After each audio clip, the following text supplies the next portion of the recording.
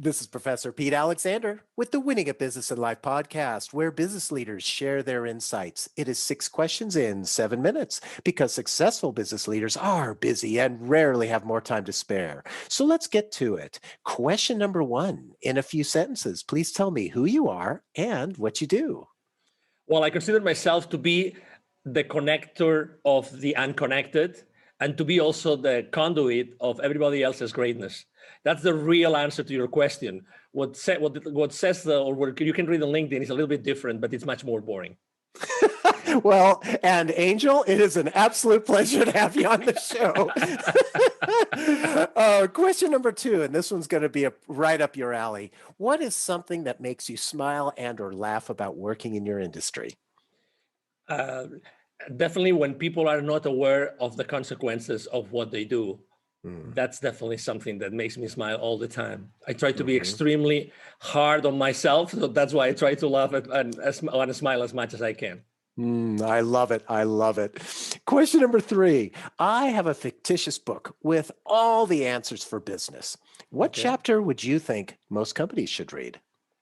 Well, it would probably be chapter number 13, because it's that level in the hotels,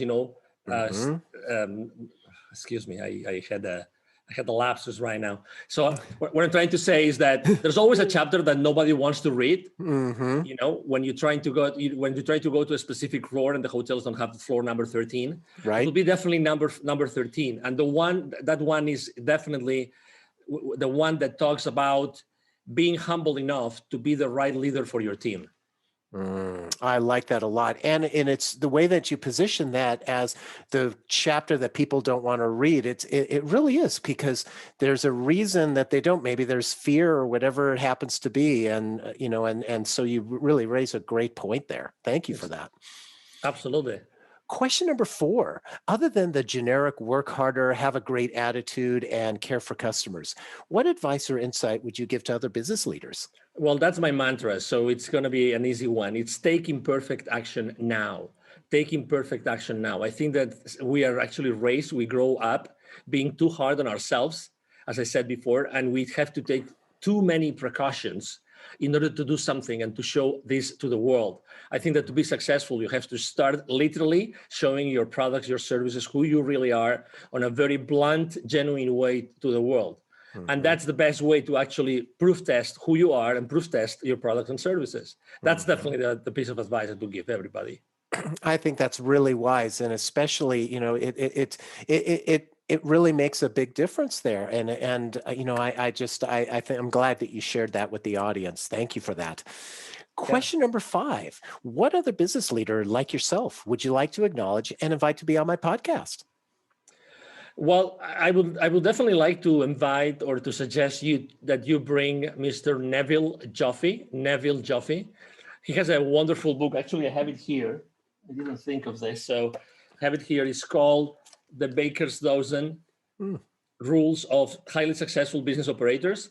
This is a book that has not been published. It has been actually made in a very specific way with contributions of hundreds of C-level executives.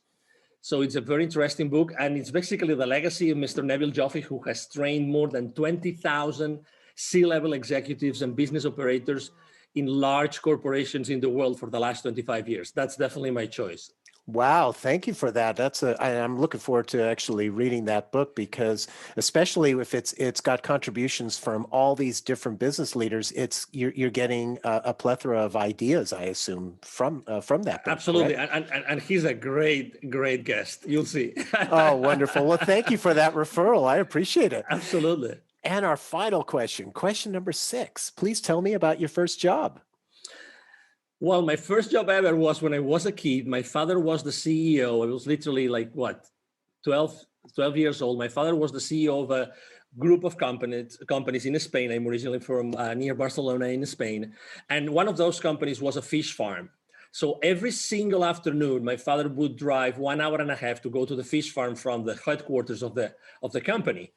And I would go with him every single afternoon in order to put trouts, rainbow trouts, inside boxes. And I would get at that time we didn't have pesos, we had pesetas, in Spain. So Mm-hmm. I would literally get a specific amount of money. Actually, it was 5 pesetas for every single box that I would, put trouts on every single day. That was my first job ever. Was I not so happy with that money that summer? Oh my God. And I'm trying to picture this because the rainbow trout and when by putting the trout in there, so were you using were you just picking them up with your hands and putting So them in the basically, there box? would be this big container, Uh-huh. dumping all those trouts, already dead trouts, Mm-hmm. onto this big, massive, stainless steel table, and then there will be many, many people around the table with these, white boxes that they keep that Mm-hmm. they isolate the temperature, right? So we Mm-hmm. would put the trouts, sideways, Mm-hmm. so that I think it was like 22, 23 trouts per box. Again, Wow. I boxed so many trouts, right?